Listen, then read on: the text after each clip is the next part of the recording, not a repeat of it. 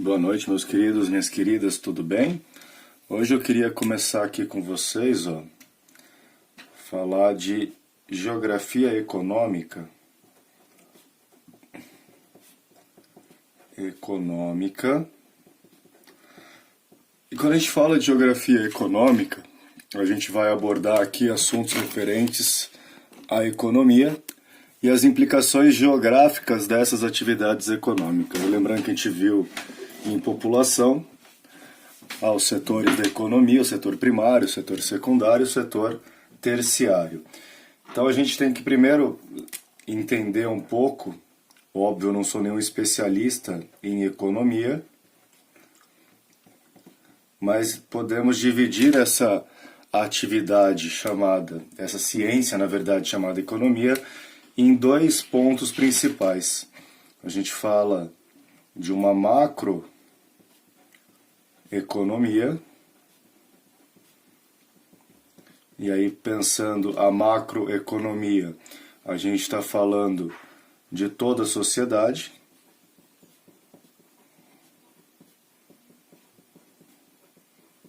das políticas econômicas, ok? E o outro é o que a gente fala de microeconomia. E aí falando de microeconomia, tá? Sem acento aqui, a gente está falando de relação de produção, ou seja, as indústrias, ou uma empresa, seja ela do setor primário, do setor secundário ou terciário, e consumo, que no caso a gente está falando das pessoas, ou seja, das relações de consumo das famílias. E assim como vimos em população, em urbanização, nós temos alguns conceitos importantes para a gente falar de economia. Desses conceitos, o primeiro a gente vai falar de PIB, que é o Produto Interno Bruto, ou seja, tudo aquilo que é produzido por um país, perfeito? E aqui, lembrar tudo que é produzido pelos três setores da economia. Há uma confusão quando se fala de PIB e de PNB, que é o Produto Nacional Bruto.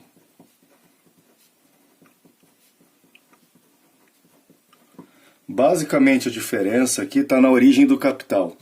Tá? Então o PIB leva em conta o território.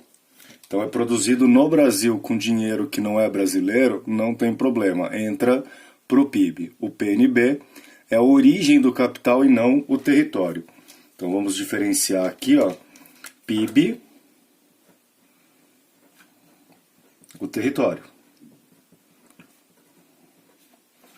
PNB, a origem do capital. Tranquilo? Uma empresa brasileira produzindo fora do Brasil compõe o nosso PNB, mas não compõe o nosso PIB. Tudo bem? Outro conceito bastante usado em geografia econômica é balança comercial. Muito em voga aí atualmente, tendo em vista a guerra comercial travada entre os Estados Unidos e a China. Essa balança comercial leva em conta as relações de importação e exportação. Então, importação e exportação. Aquilo que compramos e aquilo que vendemos para o mundo. Tudo bem? Essa balança comercial se comporta de três maneiras distintas. Ou ela vai apresentar um superávit,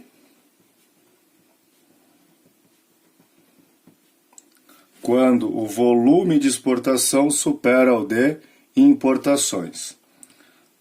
Ou ela apresenta um déficit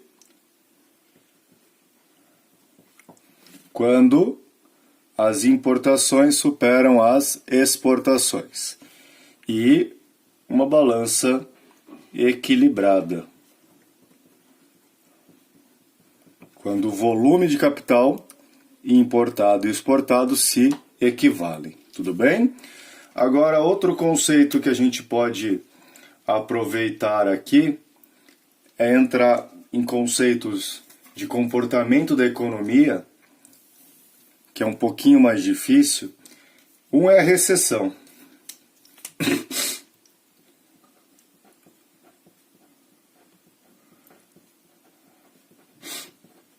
Tudo bem? Quando a gente fala de recessão, a gente está falando de diminuição de ritmo de crescimento. Então aqui, ó, diminuição do ritmo de crescimento, envolvendo tanto a macroeconomia quanto a microeconomia. Perfeito? Mexeu com o macro, mexeu com o micro, diminuiu a produção, diminuiu o consumo, recessão. Se essa recessão se prolongar por um longo período e for muito grande essa quebra, a gente entra numa depressão econômica, ou seja, as relações de produção e consumo deixam de existir. Perfeito? Outra coisinha que se ouve muito falar quando a gente fala de Brasil é estagflação.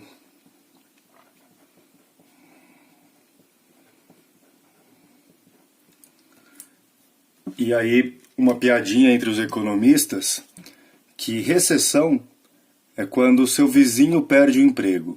A depressão é quando você perde o seu emprego também. Tudo bem?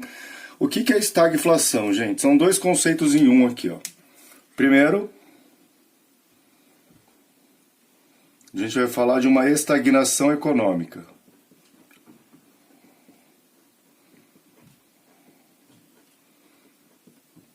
A economia de um país para, tudo bem? Acompanhada de outro conceito que é a inflação. Ou seja, inflação é perda de referência. Perda da referência. Por perder essa referência, há uma desvalorização da moeda. Tranquilo? Então, o valor real do dinheiro vai diminuindo gradativamente. Tranquilo? Outros termos que vocês ouvem e vamos falar bastante aqui, ó. Um é a commodity.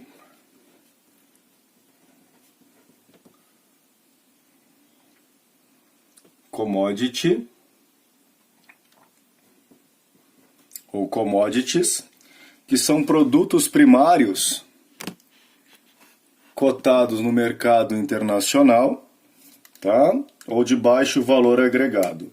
Então, ó, basicamente, matéria-prima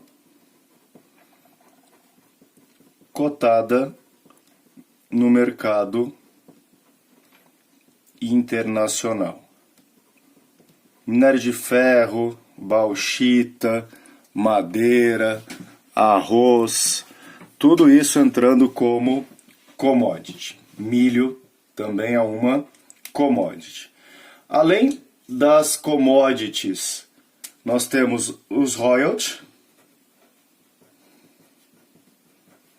Sim? E o que vem a ser um royalty? Pagamento por uso de tecnologia.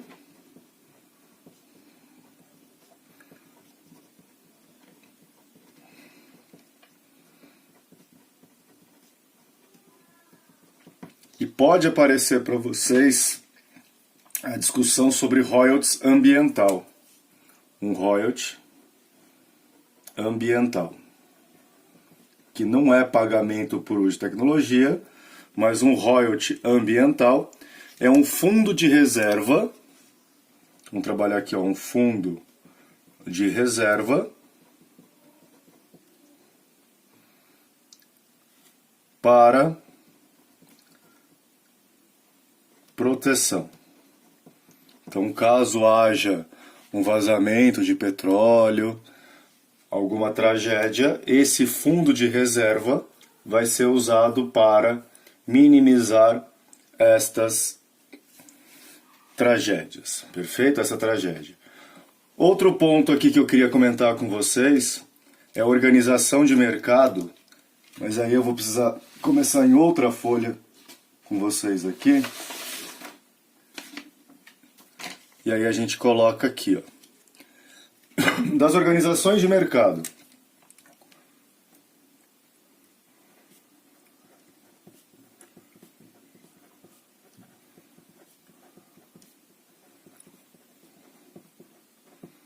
Vamos começar pelo mais simples aqui para vocês, ó, organização de mercado. Vamos começar primeiro com monopólio e oligopólio.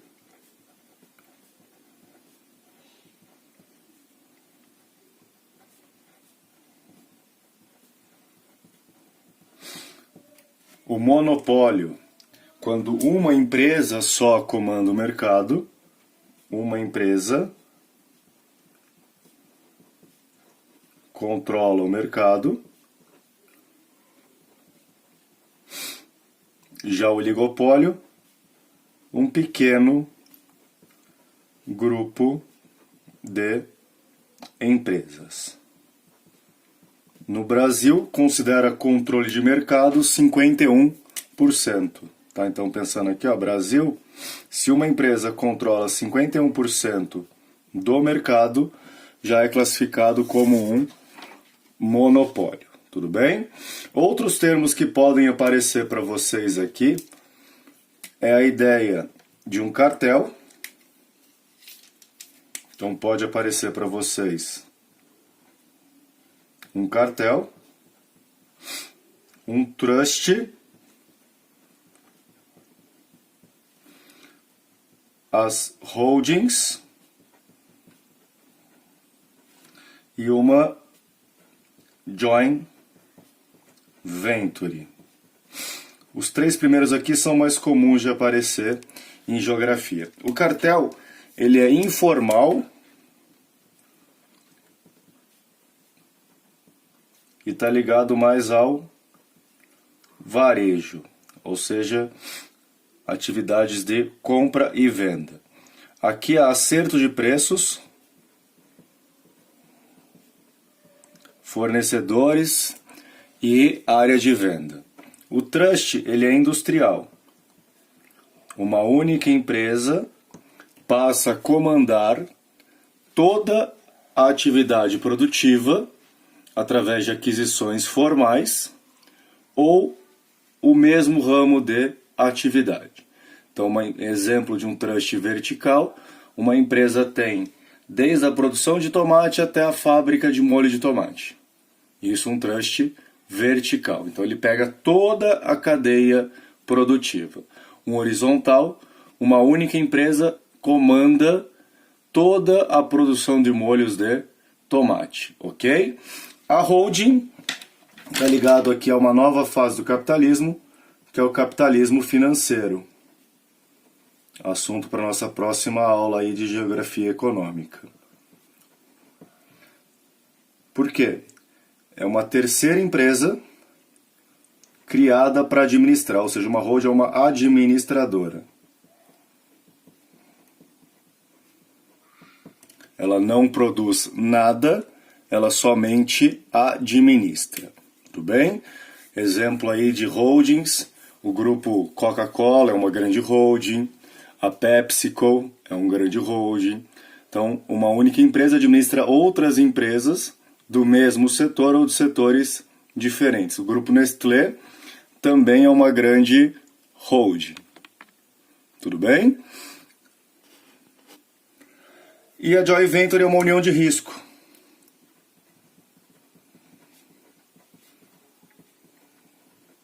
o que vem sendo feito hoje entre a Boeing e a Embraer. Então, uma joint venture para o setor comercial da aviação internacional entre a Embraer e a Holding. Outros termos mais relacionados a políticas econômicas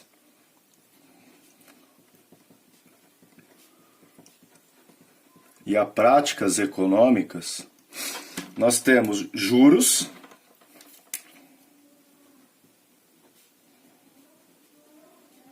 que nada mais é que remuneração do capital. Tá? Então, pensar juros aqui como remuneração do capital.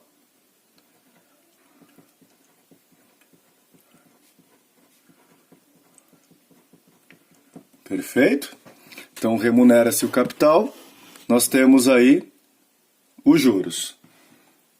Inflação a gente já falou, que é importante também.